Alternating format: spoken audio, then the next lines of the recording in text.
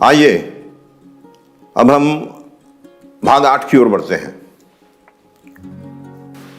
भाग 8 में जो दो बातें विशेष रूप से कही गई हैं वो ये है कि राज्यों की आंतरिक व्यवस्था और उसके लिए मंत्रिमंडल की प्रक्रिया, मंत्रिमंडल के चिंतन का आधार ये क्या होना चाहिए, कैसे होना चाहिए, और उसके लिए राज्यों की सूची भी देते हुए उन राज्यों में किए जाने वाले कामों की सूची। बस इतना संक्षिप्त ही भाग 8 है। इसके विस्तार में व्याख्या करने के लिए चाहे जितना हम बोल ले, लेकिन विषय बहुत ही सीमित है। लेकिन उस सीमित लक्ष्य के माध्यम से जो आर्थिक क्रांति लाने की बात इसमें कही गई है वो ज़्यादा महत्व की है, ऐसा मैं मानता हूँ। भाग 8 का चित्र एक भ्रम जरूर पैदा करता है और उसी भ्रम का परिणाम यह है कि जो भी इस चित्र को देखता है झट से कहता है कि ये देखिए हनुमान जी भी हमारे संविधान में है। तो मैं सोचने लगा कि हनुमान जी अगर है तो हनुमान जी की दूम कहाँ है और हनुमान जी की गदा कहाँ है? तो गदा विहीन और दूम विहीन हनुमान जी, यह तो हम कल्पना नहीं कर सकते। और इसलिए इस चित्र का स्रोत मैंने खोज निकाला कि चित्र कहां से लिया गया है और क्यों लिया गया है, क्या अंकित किया गया है। तो ध्यान में आया कि यह चित्र तो कुबेर को दिखाया गया है छलांग लगाते हुए। फिर मन में प्रश्न आया कि अगर कुबेर है तो हनुमान जी की जैसी छलांग क्यों लगा रहे हैं? छलांग लगाना तो हनुमान जी का काम है। तो कुबेर जी का जीवन पढ़ा तो ध्यान में आया कि कुबेर हनुमान जी के भक्त थे, परम भक्त थे, और उसी भक्ति के कारण उन्होंने हनुमान जी को एक गदा भी भेंट की थी और हनुमान जी उसी गदा के कारण अपने पराक्रम को दर्शाते थे। कुबेर जी हनुमान जी के प्रति इतने समर्पित क्यों हुए और यहां उन्हीं के जैसी छलांग लगाते हुए कुबेर को क्यों दर्शाया गया है? हाथ में एक स्वर्ण मुद्रा भी दी गई है और अलंकार से अलंकृत भी है। तो ध्यान में आया कि इसका जो विषय है भाग 8 का, वह इन राज्यों की संपन्नता के लिए अगर हमें कोई काम करना हो तो उसके लिए खतरा मोल लेकर भी क्यों ना हो काम करना होगा। बड़ा कठिन काम है।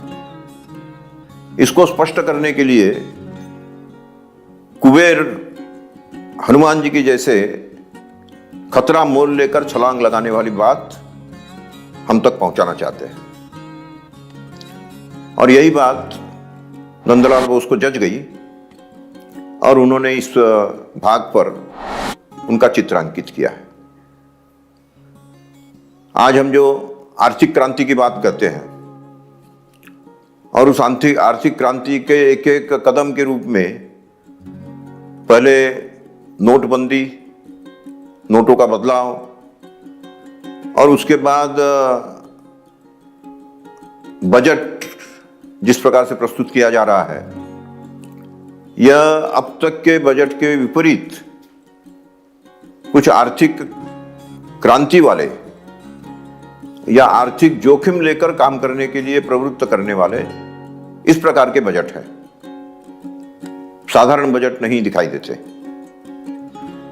तो इससे स्पष्ट होता है कि जो काम अब तक भारत में बजट प्रस्तुत करते समय हो नहीं रहा था,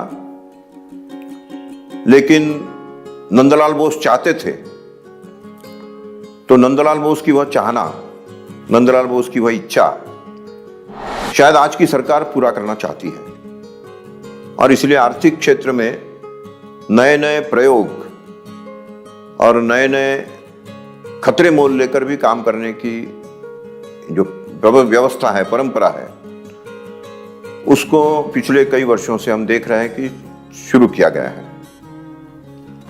तो इस भाग 8 के इस चित्र का यह जो संकेत है, और इस चित्र में एक और बात दिखाई गई है कि बड़े बड़े महल भी है और साथ में कुछ हरियाली भी है।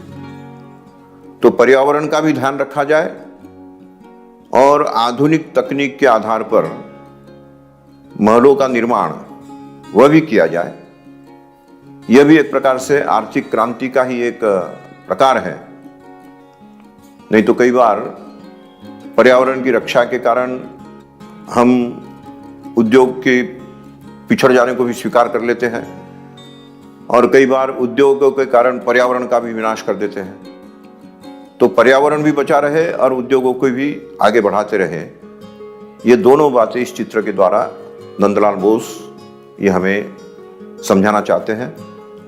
और इसलिए पुनः एक बार मैं नंदलाल बोस को धन्यवाद दूंगा कि उन्होंने वास्तव में संविधान लेखकों की या संविधान निर्माताओं की जो भावनाएं हैं, उन भावनाओं को सही ढंग से चित्रों के माध्यम से और अंकित किया है। और वे चित्र ही हमें इसकी भावनाओं के नज़दीक ले जा सकते हैं। लिखी हुई बातें उतना असर नहीं करती, लेकिन चित्र के माध्यम से आया हुआ संदेश वह मन पर गहरा असर करता है। और इसलिए पुनः एक बार नंदलाल बोस को धन्यवाद देते हुए हम आगे बढ़ेंगे। और धन्यवाद।